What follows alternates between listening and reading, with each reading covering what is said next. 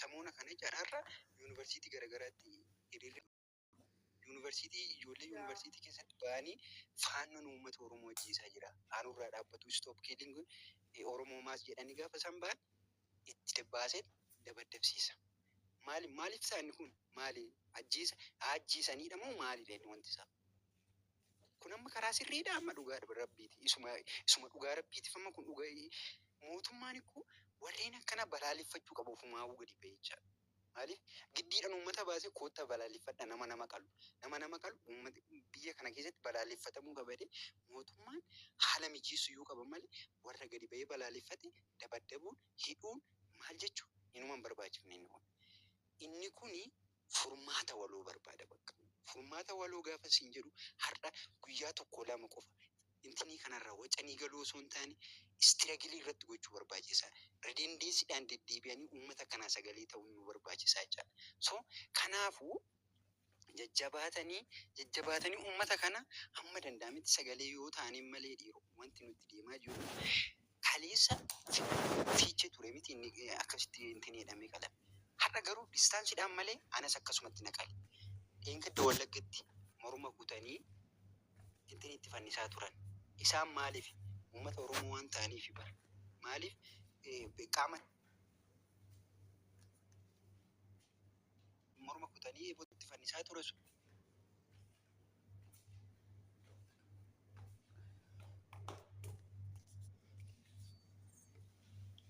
Waraana bilisummaa walitti qabu balballi murtii maal jedha Oromoo banaa bultiidha. Harkiti miti banaa bultii jedha. So kanaafuu mootummaan naannoo Oromiyaas ta'e warreen hidhatanii jiran kun taa'anii wal hubachuun dirqama isaanii ta'a. Bifa kamiinuu jiran erga Oromoon lafa kanarraa dhumee kan isaan walii galanii eenyu bilisoomsina dhiiroo maali?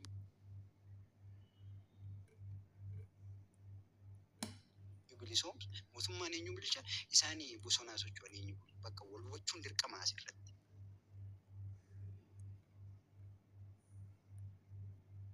Waan barbaade maan taane jecha I don't know bicha akkatti hin hubatanii yoo dogoggore dhiifama naa godhaatii xumureera.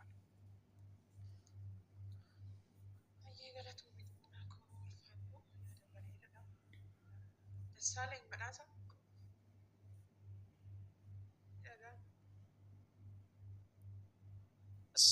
Gorus gara fuulduraattis dhaloota xaanuttis nafxanyaan diina Oromooti jedhee darbe jechuudha. Kun immoo har'a kinoo dhugaatti nutti agarsiiseera.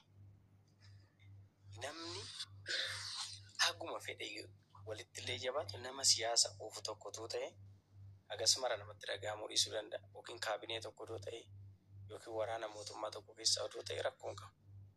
Garuu mucaa kichuu waan beekni kana.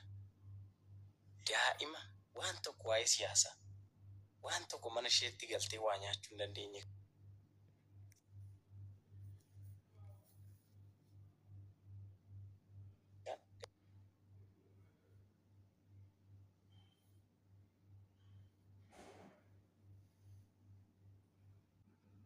Yoo jabaate ofirraa buuse malee falli biraan jiru.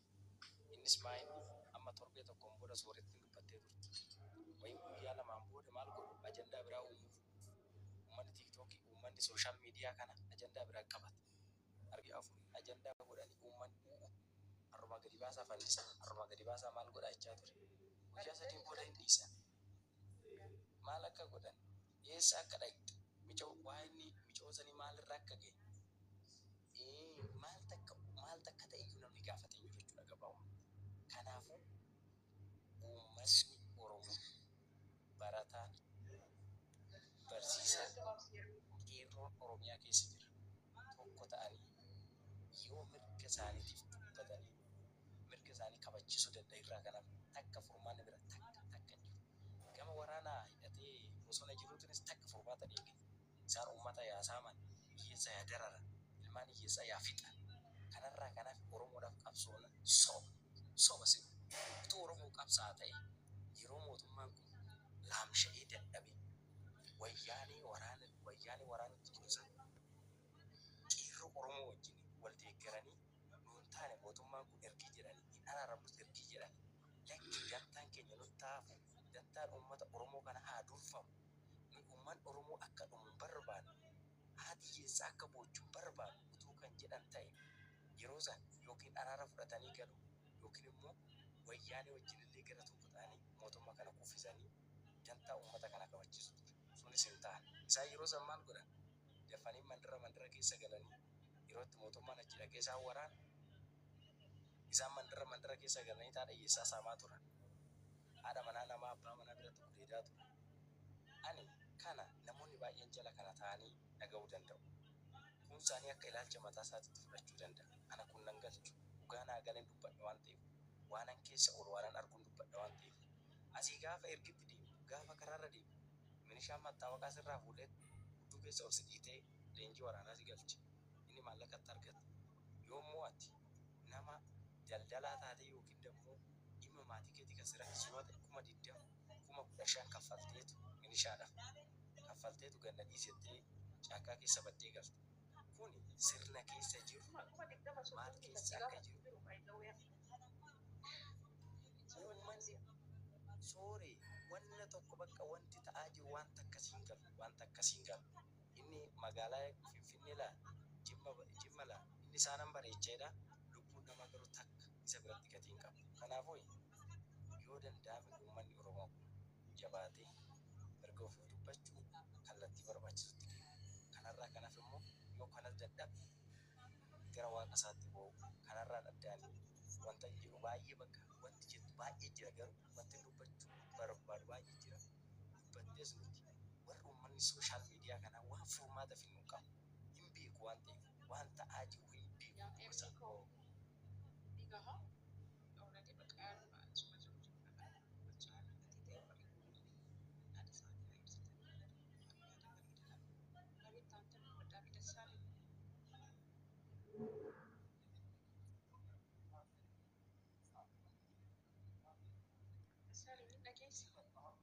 dhagaan jedhamu dhufaasin bira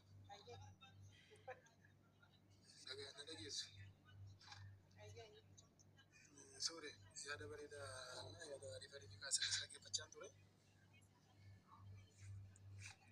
ani tokkoffaa baay'ee haasa'uun furmaatan taa'ee yaadu waama yaaduma xixiqqoo gababaa isaanii isuma gara hojiitti ajajatti fakkaata mootummaa kana akkamitti ibsuu barbaada yoo isin garuu dhaabatee mootummaa kana already mootummaa ammayyeeffatullee yaada sababni isaa ani mootummaan kun mootummaa uummata tuffatudha yaada gama koonii jechuudha sababa isaa immoo sii kaasuu hin danda'a namni hamma kanaa miidiyaa irratti ammayyuutti mootummaan eegu jechuun gama koonanii baay'ee